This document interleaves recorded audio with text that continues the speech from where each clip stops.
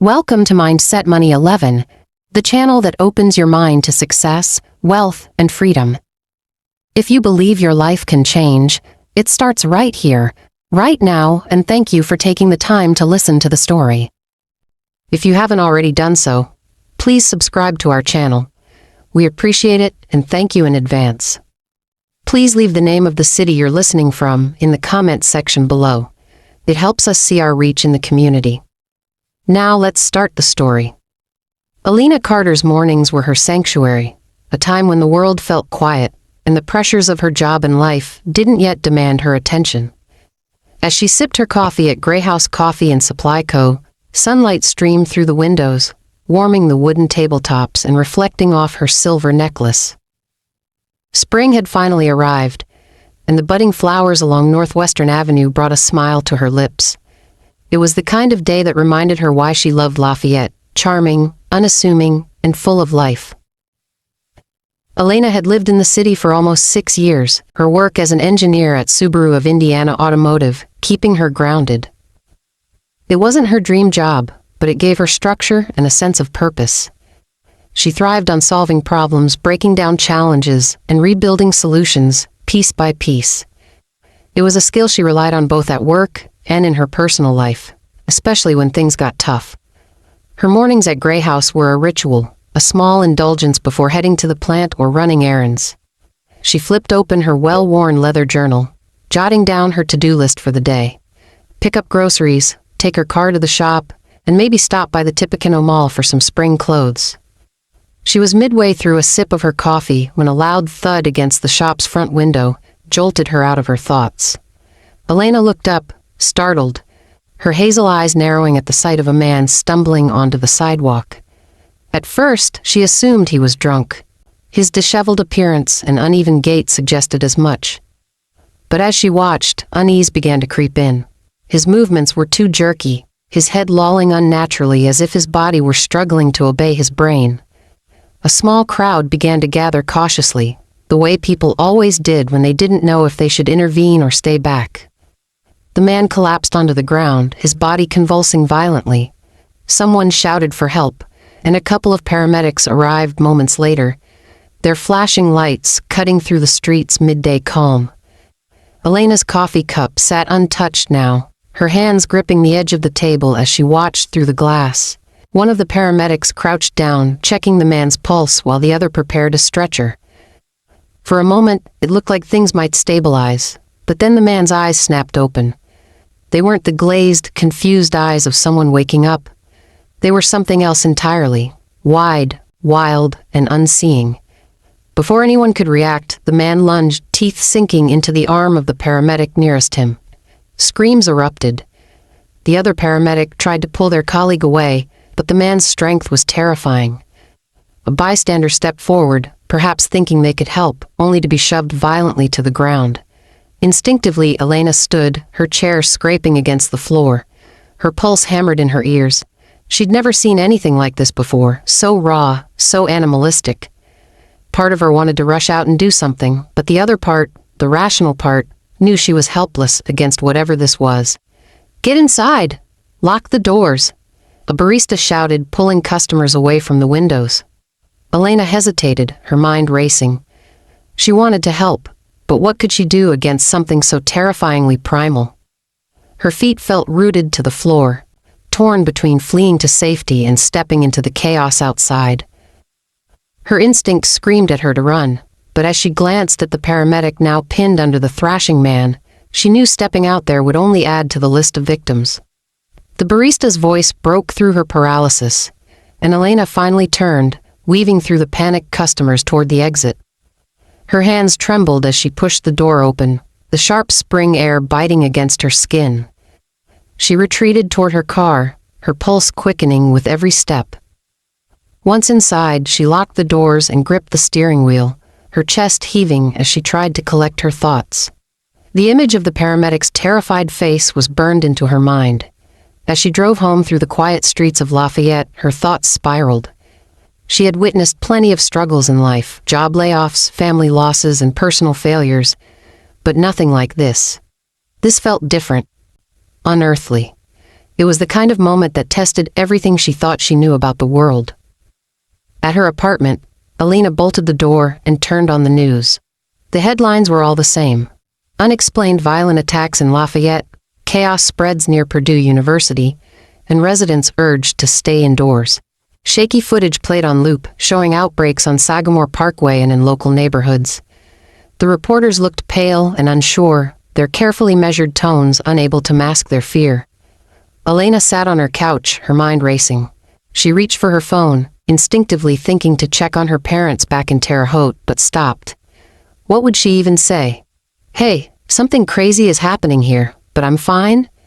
The words felt hollow. Instead, she focused on practical steps. She packed a bag with essentials: a flashlight, a pocket knife, some protein bars, and a first aid kit she kept under her bathroom sink. Her instincts told her that whatever was happening, it wasn't going away anytime soon. Standing by her window, she watched as the city darkened under the weight of fear. Sirens wailed in the distance, and a faint chorus of screams echoed from nearby streets. Her neighborhood was usually serene, a mix of college students and young professionals, but tonight it felt like the quiet before a storm.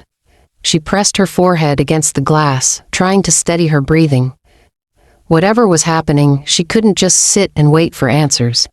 She didn't know what the next steps were, but she knew she needed to be ready for anything. I don't even know where to begin. This morning feels like it happened in a different world. Just yesterday, I was sipping coffee at Grey House and planning my weekend errands. Now, I'm locked in my apartment, clutching a knife and listening to the sound of things outside my door. I can't believe this is happening. I've always thought of the waterfront apartments as safe. Sure, it's not luxury living, but it's home. My third-floor apartment has always been my retreat, my little perch above the world. Tonight, though, it's a cage. It started just after sunset. I'd been glued to the news all afternoon, trying to make sense of what was happening. They called it violent outbreaks and told us to stay indoors, but the footage they showed, it was horrifying. People attacking each other, biting each other. They didn't look human anymore. The way their eyes glazed over and their movements turned jerky, like puppets with broken strings. I tried to focus on practical things. I packed a bag with whatever I could think of, some protein bars, a flashlight, my first aid kit. But when I heard the first scream outside, all that focus vanished. I went to the sliding door in the living room and peeked out. The parking lot was chaos. A man was running. I think it was the guy from Building B who always jogs in the mornings. He didn't make it far. A woman tackled him to the ground, and for a second, I thought she was trying to help him. Then I saw her bite into his shoulder. I couldn't look away. He was screaming, flailing, but she didn't stop. More of them came. I don't even know where they came from. One was missing half its face, and its shirt was soaked in blood. They tore him apart right there in the parking lot. I shut the curtains after that, but I could still hear it. Screaming, snarling, the sound of ripping. I think I threw up. I can't remember. By 8, it was everywhere. I could hear them banging on doors, glass shattering, people yelling. My neighbors were running for their lives. The couple from downstairs tried to make it to their car, but they didn't even get halfway before. God, I don't want to write this. They didn't make it. At one point, someone was pounding on my door. "Let me in, please, for God's sake." I froze. I couldn't move. I wanted to help, but what if opening the door let them in? The pounding stopped, and then I heard noises, wet, tearing noises. I think that's when I started crying. The power went out around 10. It was like the building gave up. No lights, no TV, no more connection to the outside world. Just darkness and those awful sounds coming from the hallway and outside the window. I lit a candle, but it made me feel more exposed than safe, so I blew it out. Now it's just me in the shadows. Every creak of the building makes my heart jump. Sometimes I think I hear them outside my balcony door, brushing against the glass. I haven't looked. I can't. It's midnight now, I think. The screaming has stopped. That's not a good thing. I know what it means. Everyone who could run is gone. Everyone who couldn't is dead, or worse. I don't know how long I can stay here. I have some food and water, but not enough. I'm trapped. Even if I made it outside, where would I go? There's nowhere safe anymore. I keep telling myself to think, to plan, but all I can do is sit here and listen. I'm so scared. I've never felt fear like this before. Not the kind that makes your whole body shake and your mind race with 1,000 horrible possibilities. If anyone ever finds this, I want you to know I tried. I tried to stay calm, I tried to be strong, but I don't know if I can make it through the night. God help me. I survived the night. I don't know how, but I'm still here. The noises outside have faded a little. Maybe they're moving on, or maybe they've found more victims. I don't want to think about it too much. I didn't sleep at all. Every sound felt like a threat, every shadow another one of those things. I sat with my back against the wall, gripping the kitchen knife like it would actually help if something broke in. By the time dawn started creeping in through the curtains, I realized I hadn't moved in hours. The first thing I did was check the balcony. I pulled the curtains back an inch, just enough to see outside. The parking lot is, well, it's a graveyard now.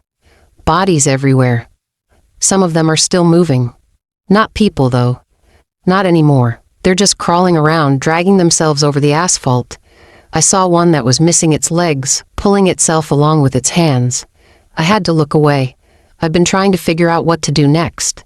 I can't stay here, that much is obvious. The complex is too exposed. The power's out, and I don't know how long the water will last. My phone is almost dead, and there's no signal anyway. Even if I could call someone, who would come? There's a maintenance closet at the end of the hall. I remembered seeing it when I first moved in. It might have tools or something useful. I think it's worth the risk to check. The hallway has been quiet for hours, but that doesn't mean it's safe. I made a plan. I'll wedge the door open with a chair so I can get back inside quickly if I need to. I'll move slowly, quietly, and keep my eyes on everything. I can't afford to make any mistakes. Later, I made it to the closet and back. It was terrifying, but I did it. The hallway was darker than I expected. Some of the lights are flickering, and the shadows, they play tricks on you. Every creak of the floor made me jump. The closet didn't have much. A crowbar, some duct tape, and a flashlight that barely works. I grabbed everything. The crowbar feels heavier than I thought it would. It's not much, but it's better than the knife, I think. While I was out there, I heard something down the hall. Not close, but not far enough either. A shuffling sound, like feet dragging across the carpet. I froze listening, and it got louder. I didn't stick around to see what it was. I ran back to the apartment, locked the door, and barricaded it with the couch. The crowbar is beside me now. I keep holding it, testing its weight. I've never been in a fight before, never even thrown a punch. I don't know if I can do this. But if it comes down to me or them, I know what I have to do. Evening, it's getting worse. I can hear them more clearly now. They're in the building. The sound of breaking glass and distant screams is all around me. I think more people tried to get out and failed. I don't know how many are left alive. I've been trying to stay calm, but it's hard. I keep picturing the people I saw yesterday, the way they were attacked, torn apart. I don't want to end up like that. I'm not ready to die. Not yet. I found my grandmother's cross in my bag. I'd thrown it in there without thinking. Now I keep holding it, running my thumb over the smooth surface. It's strange, but it helps. It makes me feel less alone. I need to leave. I know that now. I've been watching the street from the window, and it's clear for stretches of time. If I can make it to my car, I might have a chance. I'll pack as much as I can and wait for the right moment. There's a gas station a few blocks away. If I can make it there, I can get supplies and figure out where to go next. I'm scared. No, I'm terrified. But staying here isn't an option. If I stay, I'll die. It's that simple. I don't know what's waiting for me out there, but I have to try. I have to believe there's something better than this. I'm writing this from the front seat of my car. My hands are still shaking, but I need to get these words down before the memory slips away, or before something else happens. The apartment complex is gone. It's burning to the ground right now, and with it, everything I left behind. It started a little after dark. I'd been watching the streets, waiting for my moment to leave, when I smelled it. Smoke. At first I thought it might be my imagination, or maybe someone outside had lit something on fire. But it got stronger, thick and acrid, stinging my nose and throat. Then I heard the shouts. Someone, I don't know who, must have started it. Maybe they thought fire would keep those things away. Maybe it was an accident. But whatever the reason, the fire spread fast, too fast. I could see the orange glow flickering under my front door, could hear the distant crackling as it ate through the lower floors. The heat seeped into the walls, and I knew I didn't have much time. Leaving felt like a death sentence, but staying was worse. I packed my bag in a frenzy, grabbing the crowbar, the flashlight, and whatever food I had left. My grandmother's cross went around my neck, and I slung my bag over my shoulder. Every second felt like a countdown. The fire alarm wasn't going off. It must have failed when the power went out, but I didn't need it to know the building was becoming an oven. When I opened the door, smoke rushed in, thick and choking. I covered my mouth with my sleeve and stepped into the hallway. The air was hazy, and the lights flickered weakly. I could barely see, but I didn't need to see far.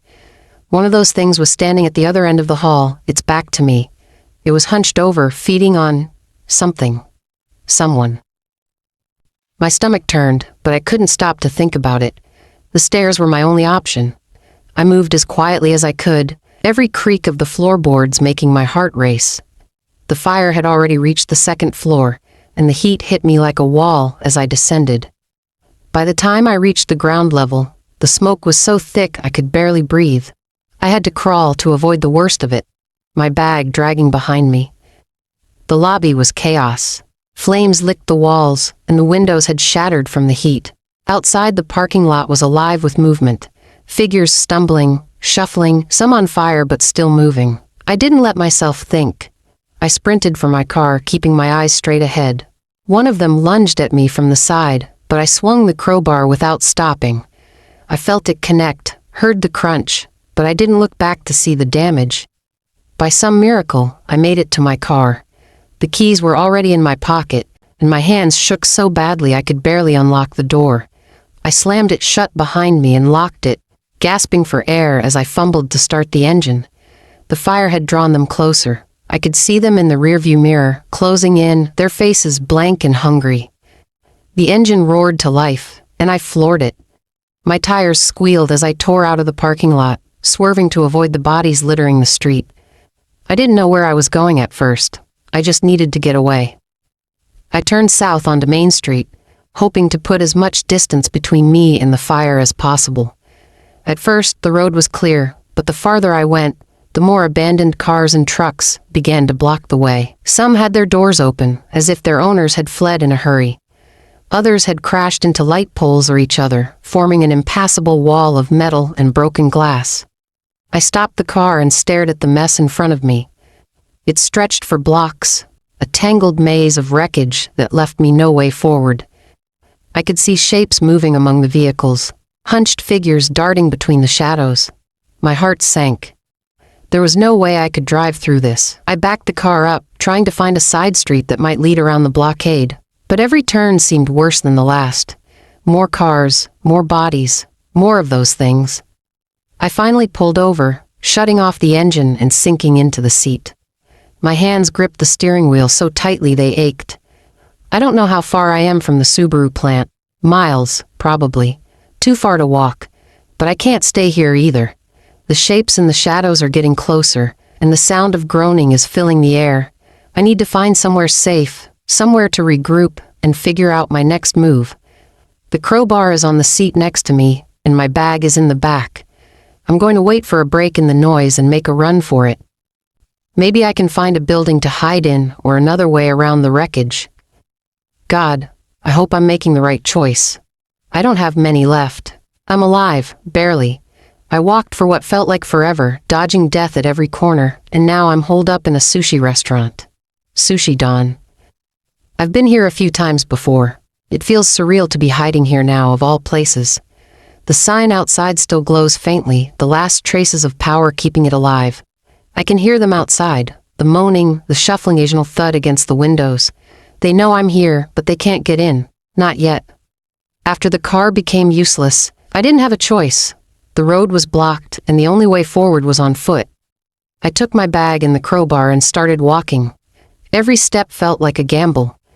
The streets were littered with debris, broken glass, abandoned bags, and bodies. Too many bodies. Some were still, but others twitched or moved slightly, as if they were just waiting for me to come closer. I stayed in the shadows as much as I could, slipping between cars and ducking behind bushes. My heart was pounding the entire time. The worst part was the sound, the groaning. It's like they're calling to each other, letting the others know where they are. Twice I had to stop and hold my breath as one of them stumbled past me, so close I could hear the wet sounds of their breathing. I don't know how they didn't see me. Maybe they can't. Maybe they only react to sound. I don't know, and I'm not about to test the theory. I saw Sushi Don's sign in the distance and knew I had to try for it. The doors were still closed, the windows intact. It looked like the safest place around. I bolted across the street, my feet crunching on shattered glass, and yanked the door open. I barely had time to close it behind me before I heard the first thud against the glass. I thought I was safe. For a moment, I actually believed it. Then I heard the sound, a low growl coming from behind the counter. I froze, gripping the crowbar so tightly my hands ached. I moved slowly, my shoes sticking slightly to the floor. Someone had spilled soda or something during the chaos. That's when I saw it. It was one of the employees, or it used to be. He was still wearing the Sushi Don uniform, the black polo with the bright red logo. His name tag said Tim. Tim's face was wrong. His mouth was covered in blood and his eyes were vacant, lifeless. But he moved. He saw me. I don't think I'll ever forget the sound he made when he lunged. It was a guttural, wet snarl, like something out of a nightmare. He came at me fast, faster than I expected, and I barely had time to swing the crowbar. I hit him in the side of the head, but it wasn't enough. He stumbled, then came at me again. The second hit did it. The crunch of bone made my stomach turn, but he went down and didn't get back up. I stood there panting, staring at what I'd done. My arms were shaking, and for a moment I thought I might throw up, but I didn't have time for that. I dragged his body into the kitchen and closed the door, barricading it with a heavy metal cart. I don't know why. Maybe I just couldn't stand to look at him anymore. After that, I cleared the place, room by room. The storage area was empty, as was the bathroom. No more surprises. Once I was sure I was alone, I secured the front doors with chairs and anything else I could find. It's not perfect, but it's better than nothing. There was food in the kitchen. Not much, but enough. Pre-packaged sushi rolls, bottles of water, and cans of soda. I grabbed what I could and sat in a corner trying to calm down. The food tasted like ash, but I forced it down. I needed the energy. Now I'm sitting in the dark, the crowbar next to me, listening to the sounds outside. They're still out there, wandering, searching. Every time one of them brushes against the glass, my heart skips a beat. I'm exhausted, but I can't sleep. Not yet. Maybe not ever. I don't know what tomorrow will bring. All I can do is try to survive it. One day at a time, 1 hour at a time. That's all I have now. God, I hope this place holds through the night. The sun rose, casting its light through the windows of Sushi Don. It felt surreal. The warm glow of morning juxtaposed against the horrors of the night. The faint moaning that had filled the darkness had faded, replaced by an uneasy silence.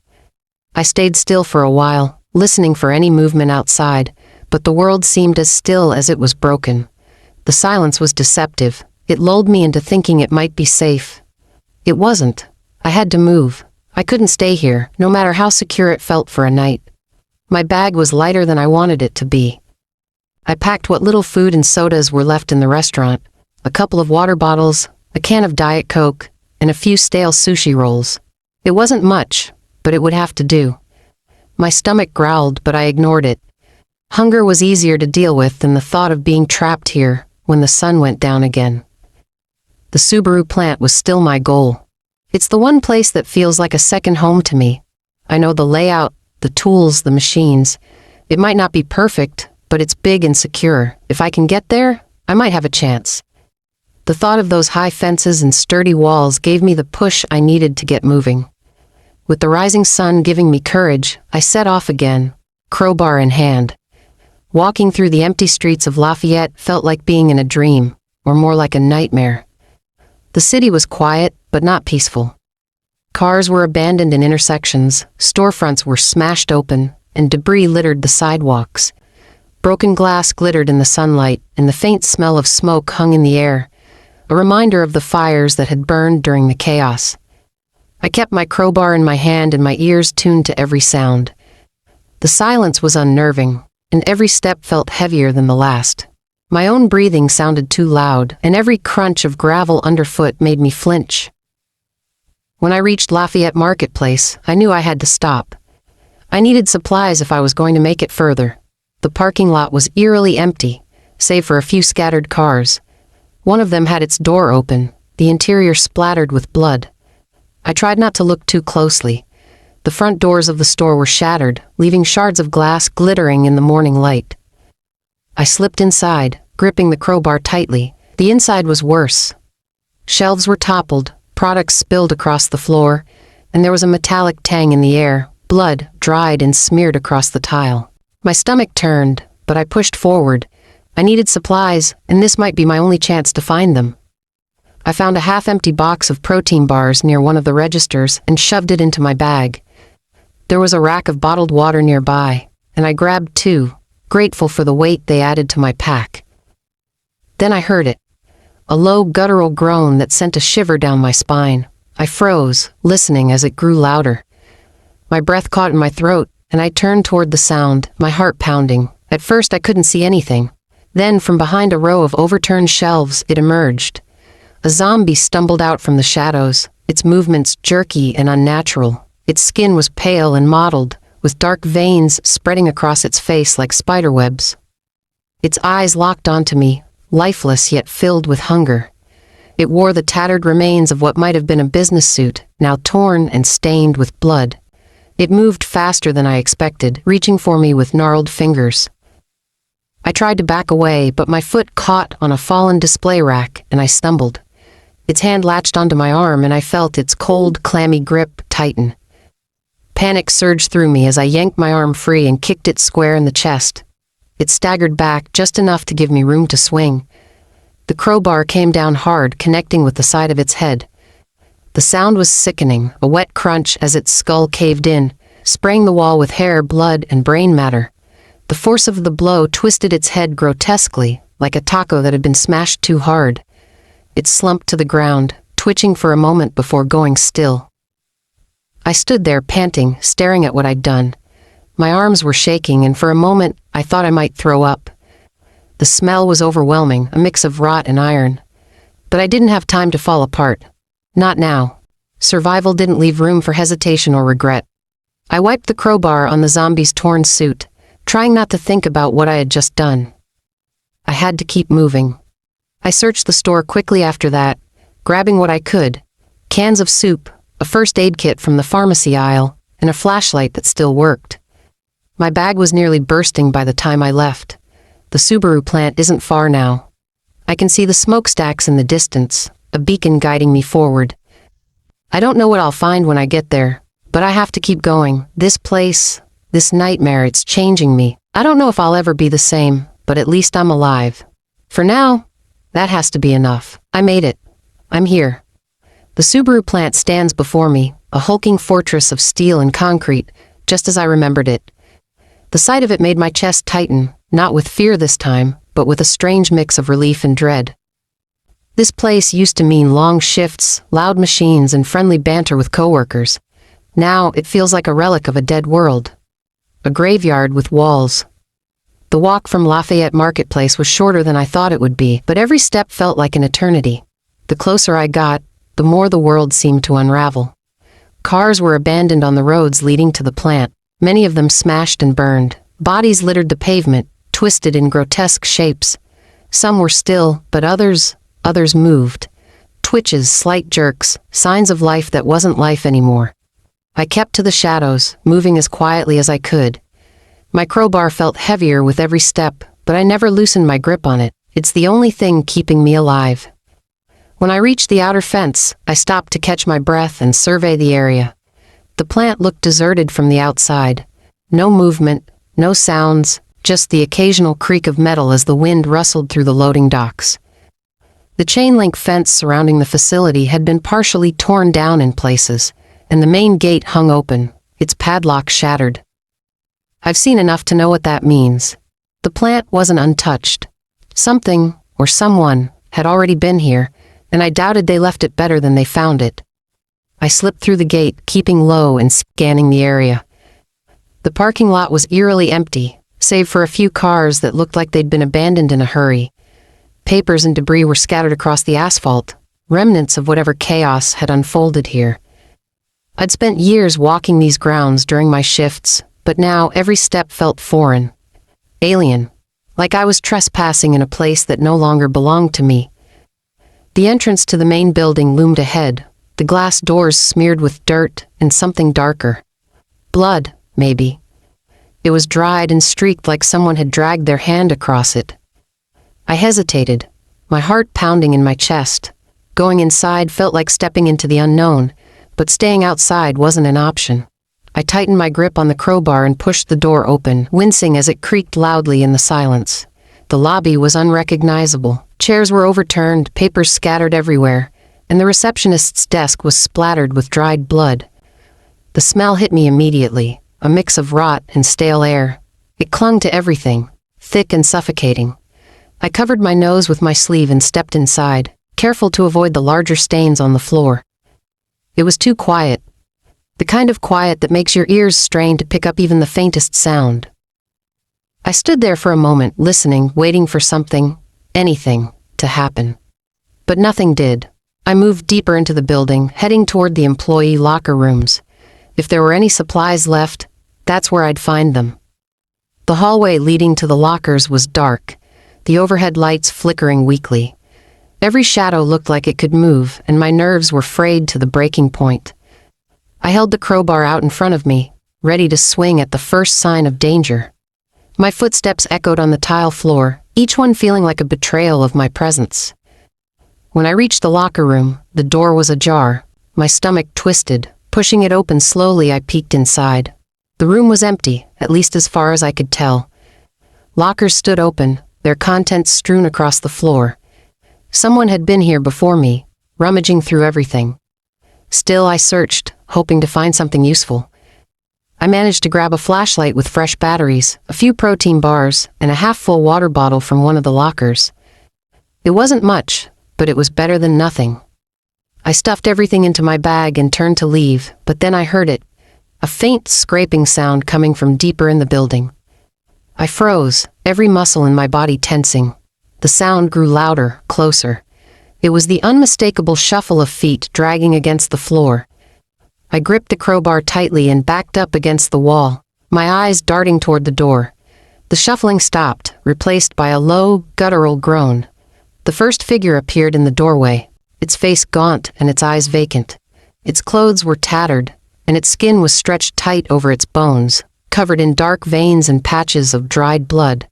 It spotted me almost immediately, letting out a horrible guttural noise before lunging forward. I swung the crowbar instinctively, the metal connecting with its jaw in a sickening crunch. It staggered back but didn't fall.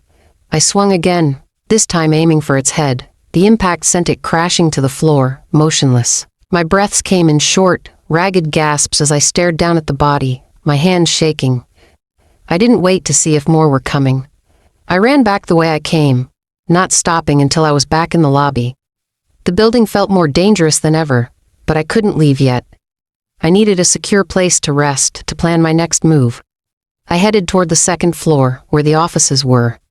I remembered there being a break room up there, with a heavy door that locked from the inside. It wasn't perfect, but it was the best I could do. When I reached the break room, I locked the door behind me and shoved a table against it for good measure. The room was small but intact, with a few chairs, a fridge, and a couch pushed against the wall.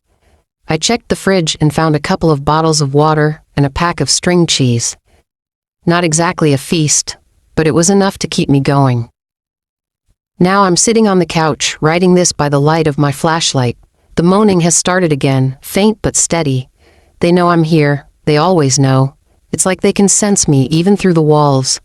I don't know if I'll ever feel safe again. Tomorrow I'll figure out my next move. For now, I just need to rest, or at least try to. I don't know if I can do this anymore.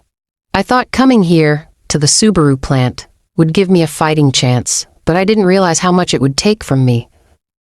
This place used to mean long shifts, loud machines, and friendly banter with coworkers. Now, it feels like a mausoleum, and I'm the one carving the epitaphs. It started just after midnight, I was still in the break room, trying to rest. The moaning outside the door had quieted, but it was only a lull. I should have known it wouldn't last. I woke up to the sound of shuffling and scratching, faint but distinct. At first I thought it was outside the building, but then I heard it. The heavy, uneven thud of something climbing the stairs. They were inside. I grabbed my crowbar and backed into the corner of the room. My heart was racing so fast I thought it might give me away. The door was locked, and the table I shoved against it held firm, but the sound of them moving closer made my skin crawl. When the first thud hit the door, I flinched. When the groaning started again, louder this time, I knew I couldn't stay hidden forever. The door didn't hold for long. They forced it open, pushing the table aside like it was nothing.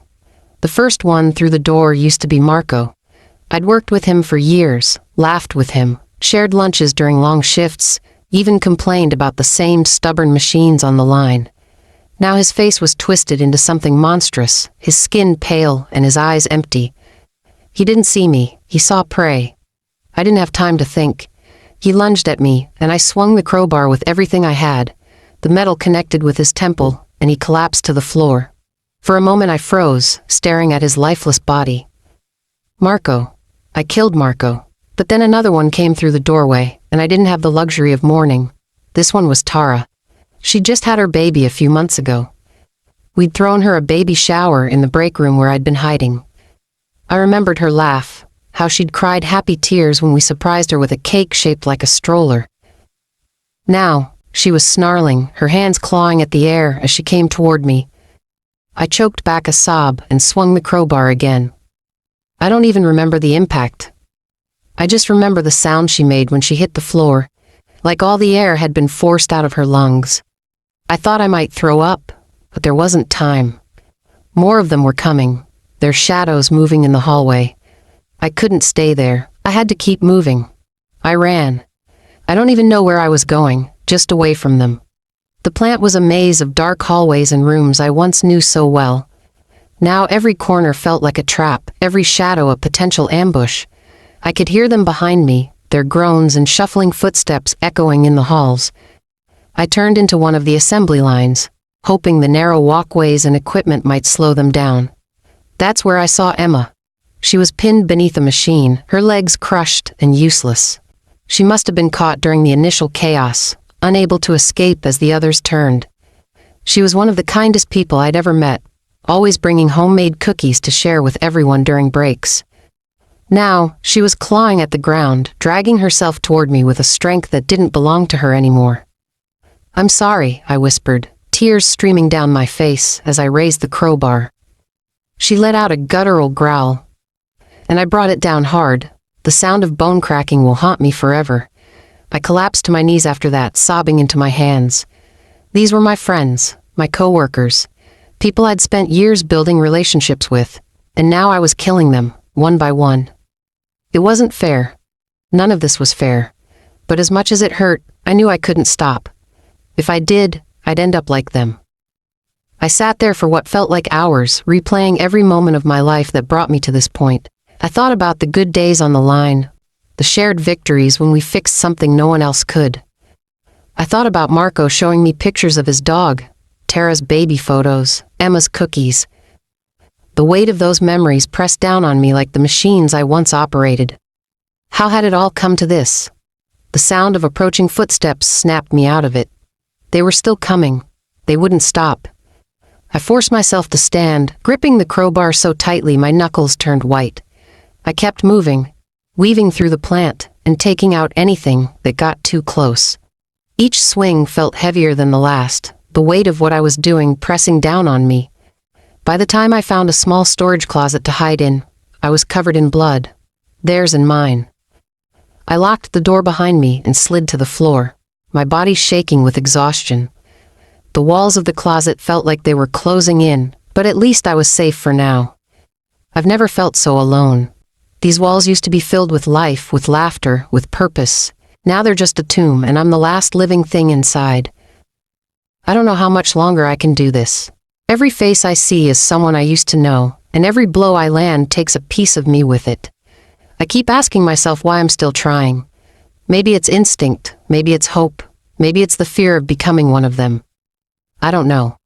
But for now, I'm still breathing. I'm still me. And as long as that's true, I'll keep fighting. Even if it kills me. I've been sitting in this storage closet for what feels like hours, but I can't tell anymore. Time doesn't make sense in this place. The Subaru plant, the one place I thought might save me, feels more like a death trap. Was it a mistake to come here? Did I make the wrong choice, trading one nightmare for another? I thought I knew this place. I spent years walking these halls, working the machines, building something that mattered. But now, every room, every corridor, feels like it's turned against me. The shadows are too deep, the air too heavy. The sounds of shuffling feet and guttural groans never stop. This isn't the plant I knew. It's a labyrinth of horror, and I don't know if I'll ever find my way out. After I left the break room, I tried to map a path to the old security office. It's near the back of the plant, where the assembly line ends. I figured if I could get there, I might find cameras, keys, maybe even a weapon better than this crowbar. But the path there is a maze, and the things that walk these halls aren't giving me much time to think. I've had to fight more of them. Too many. Marco, Tara, Emma, their faces are burned into my memory. I keep telling myself it's not them anymore, but that doesn't stop the guilt from clawing at me. How many more people am I going to recognize before this is over? How many more friends will I have to kill to stay alive? This morning, I ran into Kevin, at least what was left of him. He was the plant's security guard, always joking around and sneaking us snacks from his stash. I saw him stumbling through the loading dock, his uniform torn and his face, God, his face. Half of it was gone, torn away, leaving bone and sinew exposed. He didn't make a sound until he saw me, then he lunged. I didn't have time to think. I swung the crowbar as hard as I could, and it connected with his chest, sending him backward. But he didn't stay down. He came at me again, and I had to hit him in the head, twice. By the time it was over, I was covered in his blood. I sat there shaking, staring at his body and wondering if I'd made the right call coming here. Kevin deserved better. They all did. Marco, Tara, Emma, Kevin. They were good people. They were my people. And now, they're gone. Worse than gone. They're monsters, and I'm the one who has to put them down. This place feels like it's swallowing me whole. The walls seem to close in tighter with every hour. The air feels heavier, suffocating. I used to think of the plant as a place of purpose, where we created something tangible, something real. Now, it's just a graveyard. And I don't know if I can keep walking through it. The smell here is unbearable. The rot lingers in every corner, sticking to my clothes, my skin, my hair. No matter where I go, it's there, a constant reminder of what this place has become. Every step I take seems to stir up more memories. Good ones, the kind that make this nightmare even harder to bear. I remember the coffee breaks with Marco, the way Tara used to tease Kevin about his stash of chips, Emma's quiet laugh whenever someone told a bad joke. Now, all of that feels like another lifetime. A dream I'll never get back. I've started to wonder if I made a mistake.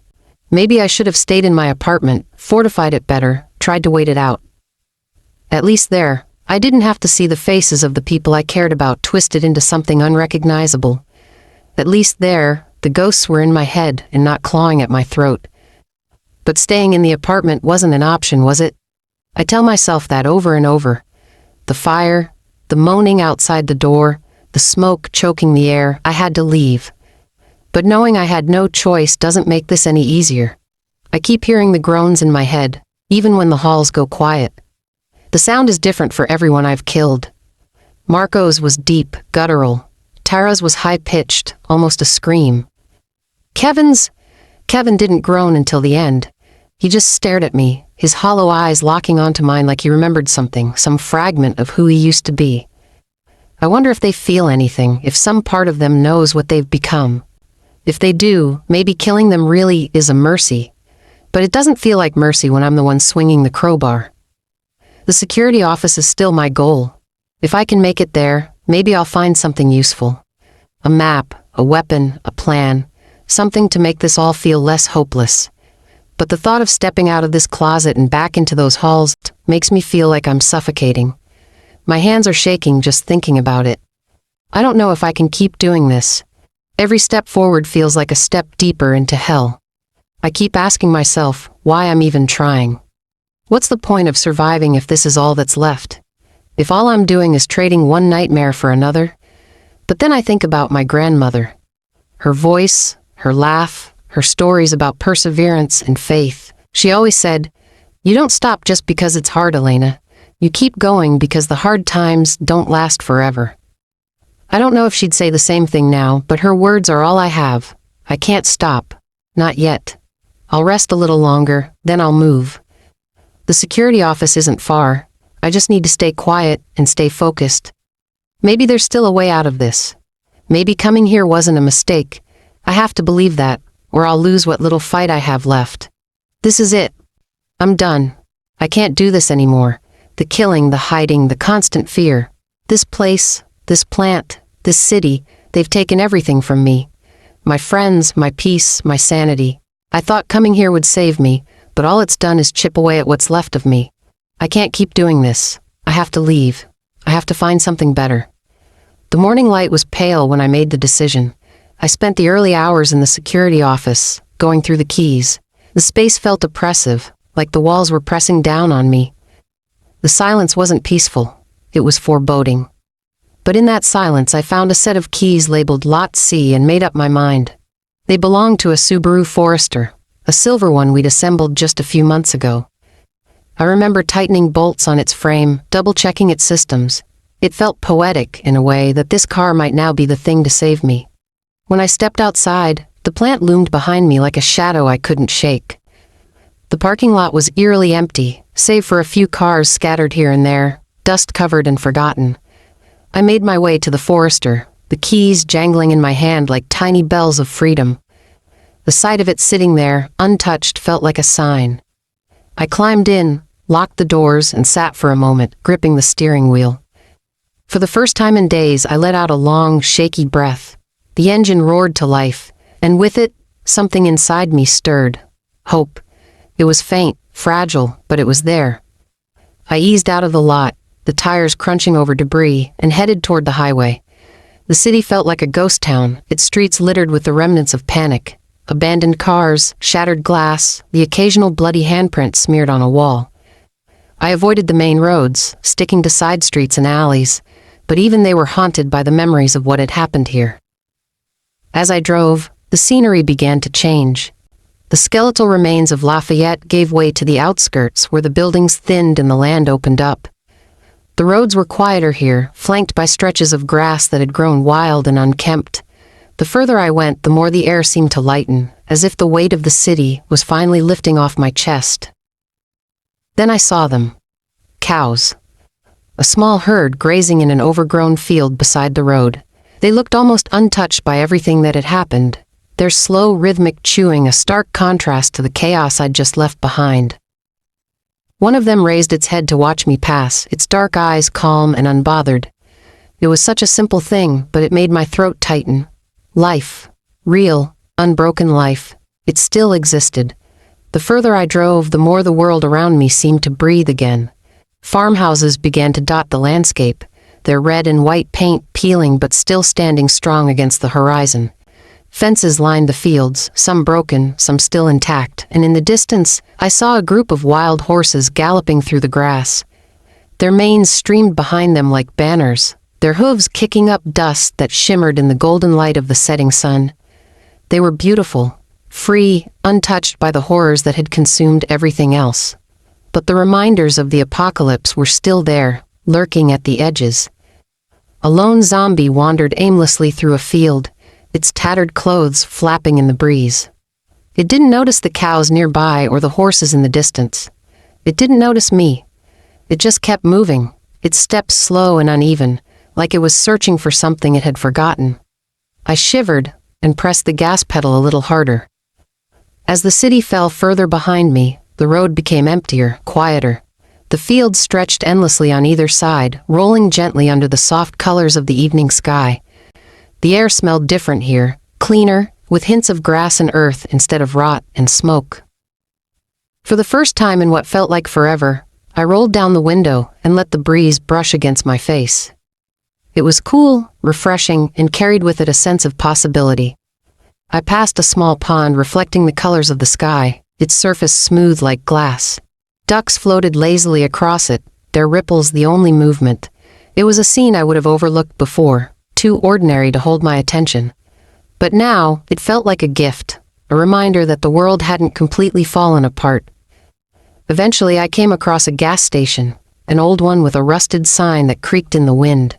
The pumps looked ancient, but they still worked. I filled up the tank, my eyes scanning the empty lot for any signs of movement.